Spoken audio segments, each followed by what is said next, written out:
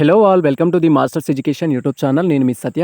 ఈ వీడియోలో మనం వచ్చేసి సిపి గెట్ 2021 యొక్క అప్లికేషన్ అనేది ఏ విధంగా చేసుకోవాలి, అప్లికేషన్ ప్రాసెస్ ఎలా ఉంటుంది అండ్ అప్లై చేసేటప్పుడు మనకు కావాల్సిన మెయిన్ డాక్యుమెంట్స్ ఏంటి అండ్ అదేవిధంగా అప్లై చేసేటప్పుడు మనం చేసిన మిస్టేక్స్ ఏమన్నా ఉన్నట్టయితే వాటిని ఏ విధంగా రెక్టిఫై చేసుకోవాలి. సో వీటికి సంబంధించిన ఫుల్ ఇన్ఫర్మేషన్తో అయితే వీడియో చేస్తున్నాను.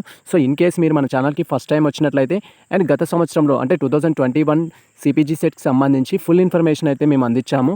సో ఇన్ కేస్ మీకు ఎటువంటి సందేహాలు ఉన్నా కూడా ప్రీవియస్ వీడియోస్ చూసినట్టయితే ఒక క్లారిటీ వస్తుంది. ప్రజెంట్ అయితే సో ఈ ఇయర్ అడ్మిషన్ ప్రాసెస్కి సంబంధించి సిపి గెట్ ఏ విధంగా అప్లై చేసుకోవాలనేది అయితే మనం తెలుసుకుందాం. సో దానికోసం అయితే మీరు మీ మొబైల్లోనే అప్లై చేసుకోవచ్చు. జస్ట్ మీ యొక్క క్రోమ్ బ్రౌజర్ని ఓపెన్ చేసి సో ఇక్కడ కనిపిస్తున్న గూగుల్ సెర్చ్లో వచ్చేసి మనకు కావాల్సిన టెక్స్ట్ అనేది టైప్ చేసుకోవాలి. అండ్ ప్రజెంట్ వచ్చేసి సిపి గెట్ 2021 టైప్ చేసినట్టయితే మనం అఫీషియల్ వెబ్సైట్కి వెళ్ళిపోతాం. సో వన్స్ ఇక్కడ మనం చూసినట్టయితే సిపి గెట్ అని టైప్ చేసినట్లయితే మన యొక్క అఫీషియల్ వెబ్సైట్ అనేది ఓపెన్ అవుతుంది. అండ్ ఇక్కడ చూడొచ్చు సిపి గెట్ 2021కి సంబంధించి అఫీషియల్ వెబ్సైట్ అనేది ఉంది. సో వన్స్ దీనిపైన క్లిక్ చేసినట్టయితే మనం మెయిన్ బ్రౌజర్కి అనేది వెళ్తాం. సో ప్రజెంట్ మనం మొబైల్ ద్వారా ఈ అప్లికేషన్ అనేది చేస్తున్నాము. సో ఇన్ కేస్ మీరు కూడా మొబైల్ ఉపయోగించినట్లయితే మీ మొబైల్లో వచ్చేసి డెస్క్టాప్ మోడ్ అనేది సైట్ యొక్క మోడ్ అనేది ఎనేబుల్ చేసుకున్నట్లయితే సో మనకు మొబైల్ అనేది కంఫర్టబుల్గా ఉంటుంది. ఇక్కడ కనిపిస్తున్న త్రిబుల్ డాట్స్ పైన క్లిక్ చేసినట్లయితే సో మనకి ఇక్కడ చూడొచ్చు డెస్క్టాప్ సైట్ అనే ఆప్షన్ అయితే కనిపిస్తుంది. దీన్ని ఓపెన్ చేసినట్లయితే సో మనకి స్క్రీన్ అనేది మంచి కంఫర్టబుల్గా ఉంటుంది. ఒక సిస్టమ్ స్క్రీన్ని చూస్తే ఏ విధంగా అయితే ఉంటుందో అలా ఇన్ఫర్మేషన్ మొత్తం ఒకే దగ్గరికి వచ్చేస్తుంది.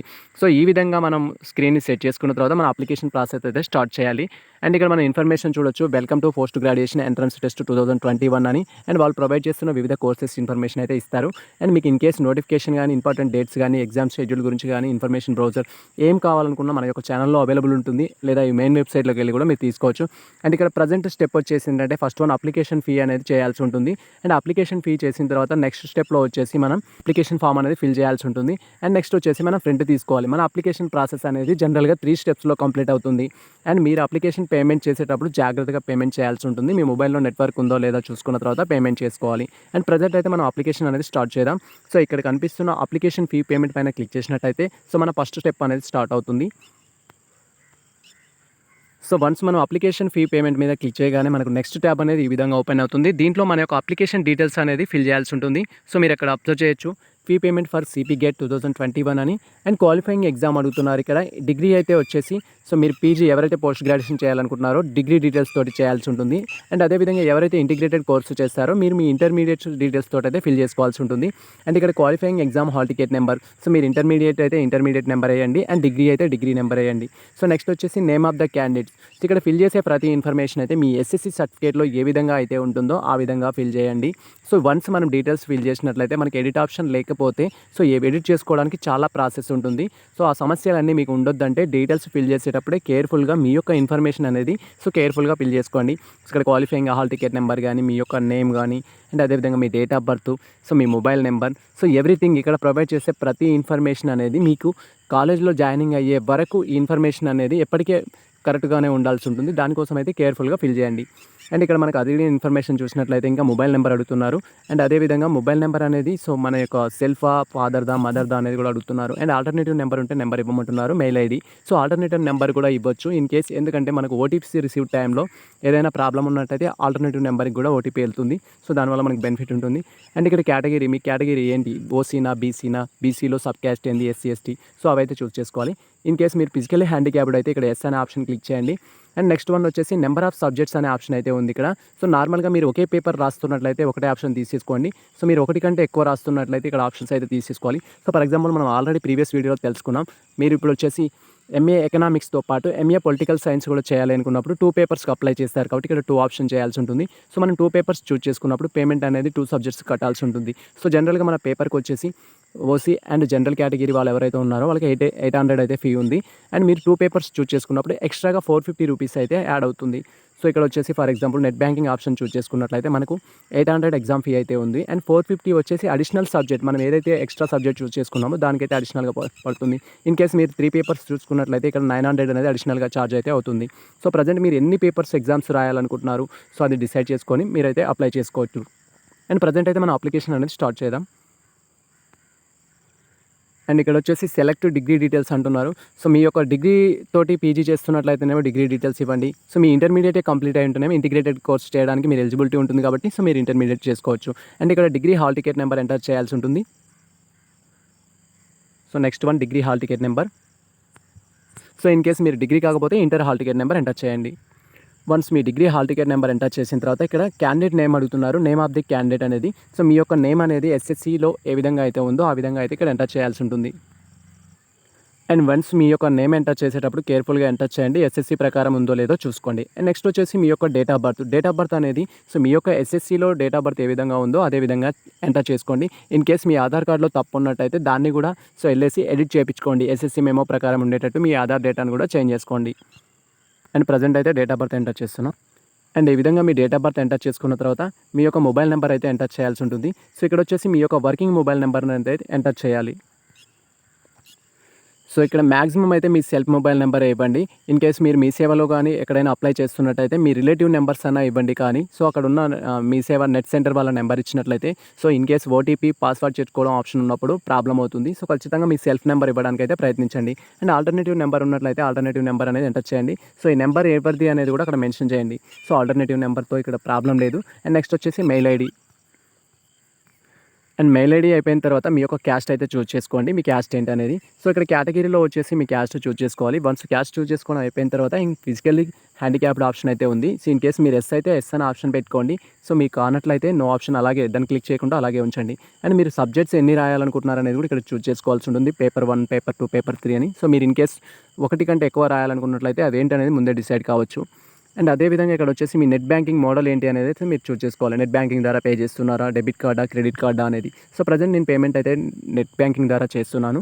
అండ్ ఆ తర్వాత ఈ డీటెయిల్స్ ఫిల్ చేసుకొని ఒకసారి మీ వెరిఫై అయితే చేసుకోవాలి ప్రీవియస్లోకి వెళ్ళేసి. అండ్ ఒకసారి మీరు ఫిల్ చేసిన డీటెయిల్స్ అన్నీ కరెక్ట్ ఉన్నాయా లేదా అనేది చూసుకోవాలి. సో ఇన్ఫర్మేషన్ కరెక్ట్ ఉన్నట్లయితే సో ఇన్స్టెంట్ పేమెంట్ పైన క్లిక్ చేసినట్టయితే మనకు నెక్స్ట్ పేజ్కి అనేది వెళ్ళిపోతాం. అండ్ పేమెంట్ చేసేటప్పుడు మీ మొబైల్ నెట్వర్క్ సరిగా ఉందో లేదో చూసుకోండి. సో వన్స్ మనం ఆన్లైన్ బ్యాంకింగ్ ఆప్షన్ చూజ్ చేసుకోగానే నెక్స్ట్ ట్యాబ్ అనేది ఈ విధంగా ఓపెన్ అవుతుంది. సో మీరు డెబిట్ కార్డు చూజ్ చేసుకున్నట్టయితే డెబిట్ కార్డ్ డీటెయిల్స్ అనేది ఎంటర్ చేయమంటుంది. సో మీరు ఇన్ కేస్ యూపీఐ ఎంటర్ చేస్తున్నట్లయితే యూపీఐ డీటెయిల్స్ అనేది ఫిల్ చేయమని చెప్తుంది. అండ్ ప్రజెంట్ నేను వచ్చేసి ఇంటర్నెట్ బ్యాంకింగ్ అది కూడా ఎస్బీఐ చూజ్ చేసుకున్నాను. సో ఈ విధంగా అయితే పేమెంట్ చేసుకోవాల్సి ఉంటుంది. అండ్ మీ యొక్క యూజర్ నేమ్ అండ్ అదేవిధంగా పాస్వర్డ్ ఎంటర్ చేసి లాగిన్ పైన క్లిక్ చేస్తే మనం పేమెంట్ చేసుకోవచ్చు.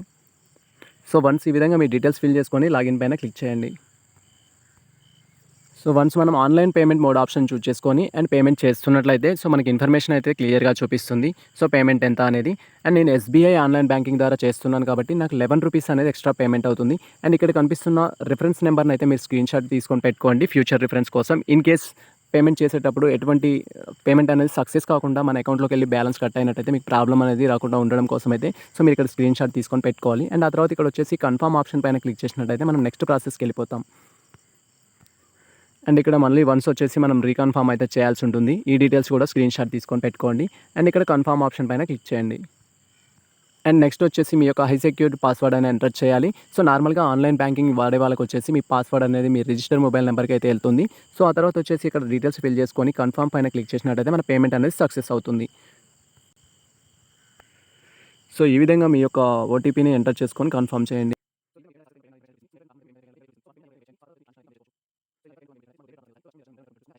కన్ఫర్మ్ చేసినట్లయితే మనకు పేమెంట్ అనేది సక్సెస్ఫుల్ అవుతుంది. సో సక్సెస్ఫుల్ అయినంత వరకు మీరు న్యూ ట్యాబ్ అనేది ఓపెన్ చేయకూడదు. ఓపెన్ చేసినట్లయితే ప్రాబ్లం అవుతుంది, పేమెంట్ కట్ అవుతుంది కానీ సక్సెస్ కాదు. సో వన్స్ ఇలా స్క్రీన్ అనేది కనిపించిన తర్వాత అక్కడ కనిపిస్తున్న ఐడి అనేది మీరు కాపీ చేసుకొని పెట్టుకోవాలి.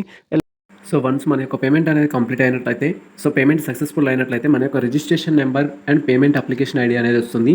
సో దాని ద్వారా మనం అప్లికేషన్ ఫామ్ అనేది ఫిల్ చేసుకోవచ్చు. అండ్ మన పేమెంట్ సక్సెస్ అయిన తర్వాత ఇక్కడ కనిపిస్తున్న ఫిల్ అప్లికేషన్ ఫామ్ పైన క్లిక్ చేసినట్టయితే సో మనం ఫర్దర్ స్టెప్కి వెళ్ళిపోవచ్చు.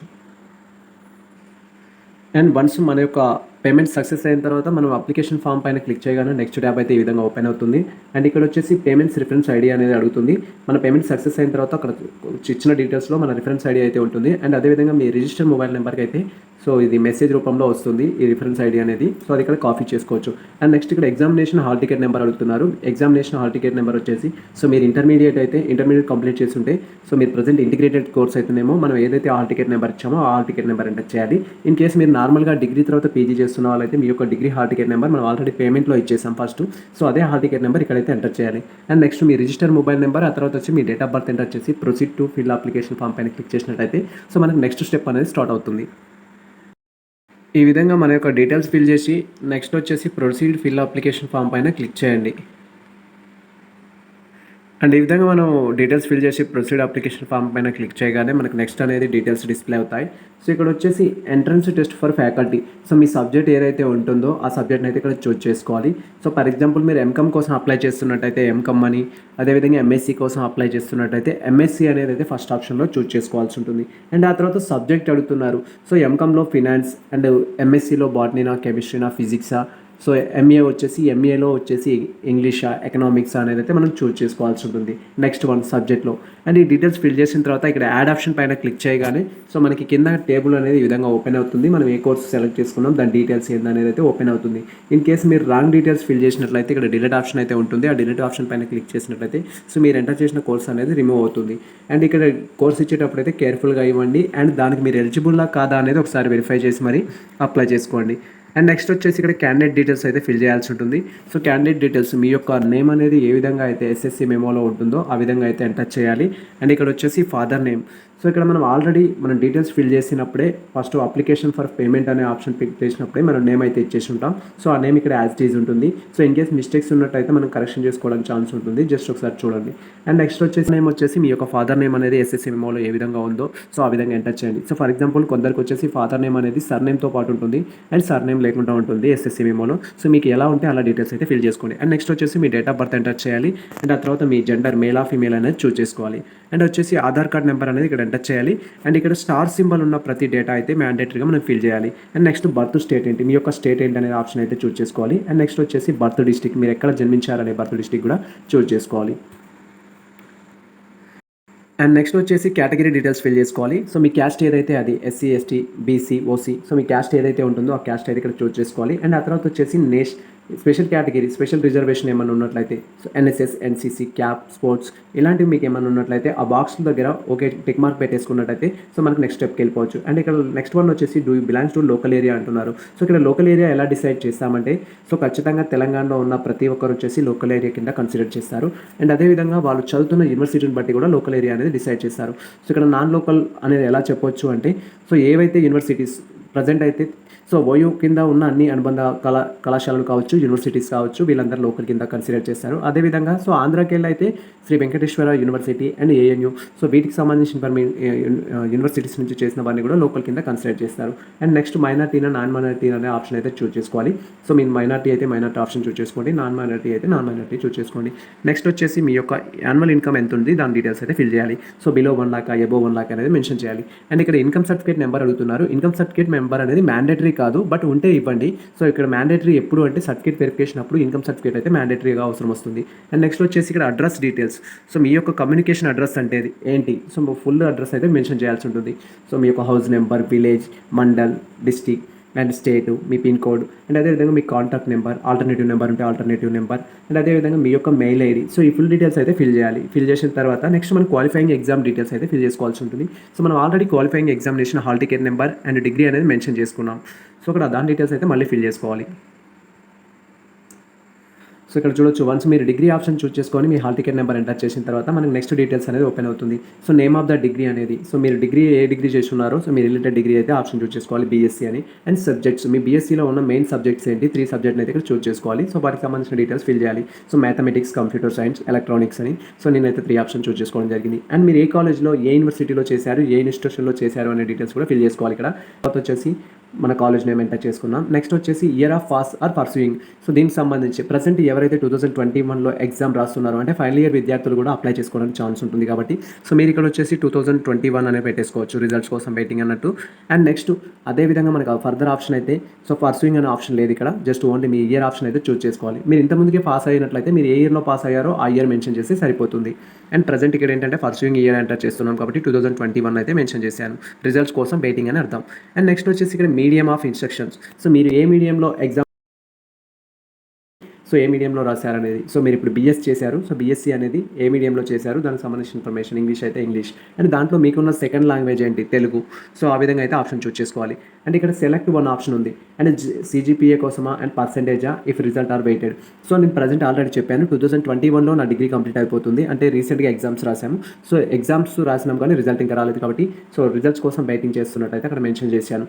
ఇన్ కేసు మీరు ఫస్ట్ ఆప్షన్ చూస్ చేసుకున్నట్లయితే మీరు 2020 లేదా 19లో పాస్ అయినట్లయితే ఆ పాస్ పర్సెంటేజ్ అనేది మెన్షన్ చేయాల్సి ఉంటుంది.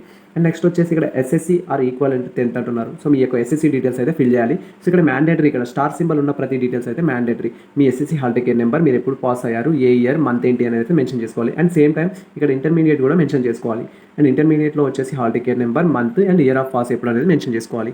అండ్ నెక్స్ట్ వచ్చేసి అదర్ డీటెయిల్స్ ఏమైనా ఉన్నట్లయితే, సో మీరు మీ యొక్క ఇంటర్మీడియట్ డిగ్రీ తర్వాత సో అదర్ కోర్సెస్ ఏమైనా చేసినట్లయితే ఆ డీటెయిల్స్ మెన్షన్ చేసుకోవచ్చు, బట్ నాట్ మ్యాండేటరీ. సో మీరు ఇన్ కేస్ స్టడీ చేసినట్లయితే ఆ డీటెయిల్స్ అయితే ఫిల్ చేయాలి. అండ్ నెక్స్ట్ వచ్చేసి మీ యొక్క ఎడ్యుకేషన్కి బిఫోర్, అంటే ప్రజెంట్ మనము పీజీ సెట్కి అప్లై చేస్తున్నాం. బిఫోర్ లాస్ట్ 7 years మనం ఏం చేసాము దానికి సంబంధించిన ఇన్ఫర్మేషన్ అయితే ఇక్కడ ఫిల్ చేసుకోవాలి. సో వన్స్ మీరు స్క్రీన్ అబ్జర్వ్ చేసినట్లయితే చూడొచ్చు, లాస్ట్ 7 years అంటే మనకి 9th class నవ్ వస్తుంది. అండ్ 9th class మీకు ఎప్పుడు కంప్లీట్ అయ్యింది ఆ ఇయర్ మెన్షన్ చేయాలి. అండ్ 10th ఎప్పుడు ఆ ఇయర్ మెన్షన్ చేయాలి, ఎక్కడ చేశారు, డిస్ట్రిక్ట్ ఏంటి, అండ్ ప్లేస్ ఏంటి, స్కూల్ నేమ్ ఏంటి, ఆ డీటెయిల్స్ అయితే ఫిల్ చేయాలి. సో ఇక్కడ వచ్చేసి ఇంటర్మీడియట్ ఎక్కడ చేశారు, ఏ ఇయర్ నుంచి ఏ ఇయర్ వర్క్ చేశారు, అండ్ ఏ డిస్ట్రిక్ట్లో చేశారు, ఆ డీటెయిల్స్ అయితే ఫిల్ చేసుకోవాలి. అండ్ తర్వాత వచ్చేసి degree first year, second year, final year. So present అయితే ఫైనల్ ఇయర్ వెయిటింగ్లో ఉన్నాం కాబట్టి 2021 అనే ఆప్షన్ అయితే చూస్ చేసుకోవాలి. సో ఈ ఇన్ఫర్మేషన్ ఫిల్ చేయాలి. ఇన్ కేస్ ఆ తర్వాత ఏదైనా అదర్ డిగ్రీ చేసినట్లయితే అదర్ డిగ్రీ ఆప్షన్ కూడా ఫిల్ చేసుకోవాలి. అండ్ ప్రజెంట్ నేనైతే ఓన్లీ డిగ్రీనే చేశాను కాబట్టి అదర్ డీటెయిల్స్ ఏం ఫిల్ చేయట్లేను.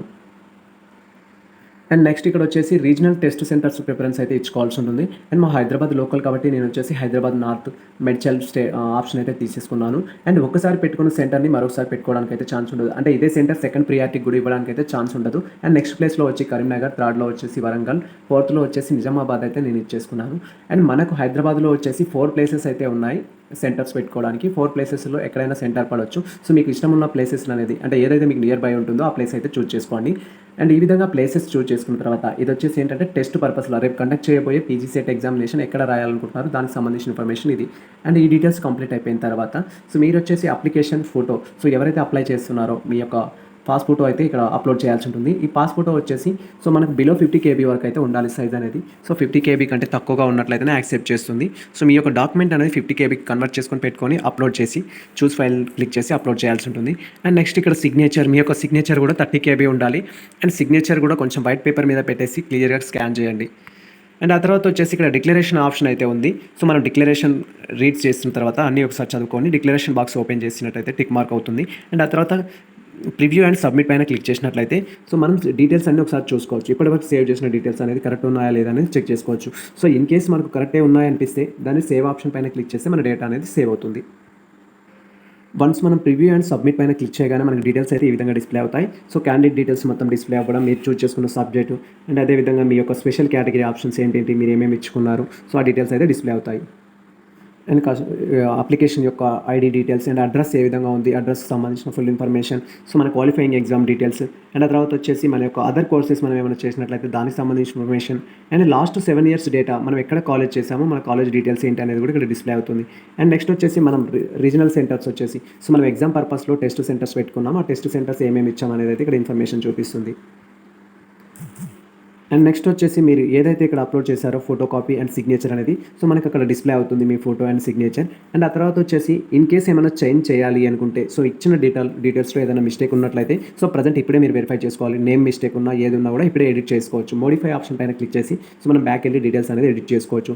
ఇన్ కేస్ మీరు వెరిఫై చేసుకున్నప్పుడు అంత క్లియర్గానే ఉంది అని అర్థమైనప్పుడు ఇక్కడ కన్ఫర్మ్ అండ్ ప్రీజ్ ఆప్షన్ పైన క్లిక్ చేసి సో మనం సేవ్ చేసుకోవచ్చు.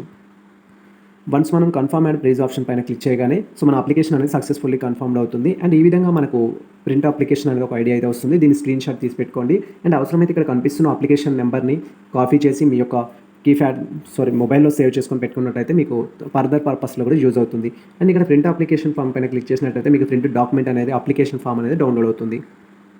సో వన్స్ మీరు ప్రింట్ అప్లికేషన్ ఫామ్ క్లిక్ చేయగానే మనకి డీటెయిల్స్ అనేది నెక్స్ట్ ఈ విధంగా డిస్ప్లే అవుతుంది.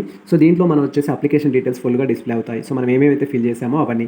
అండ్ ఇక్కడ ప్రింట్ అప్లికేషన్ పైన క్లిక్ చేసుకొని ఈ ప్రింట్ అనేది మనం తీసి పెట్టేసుకోవచ్చు. అండ్ ఫ్యూచర్ రెఫరెన్స్ కోసం అయితే ఇది యూజ్ అవుతుంది.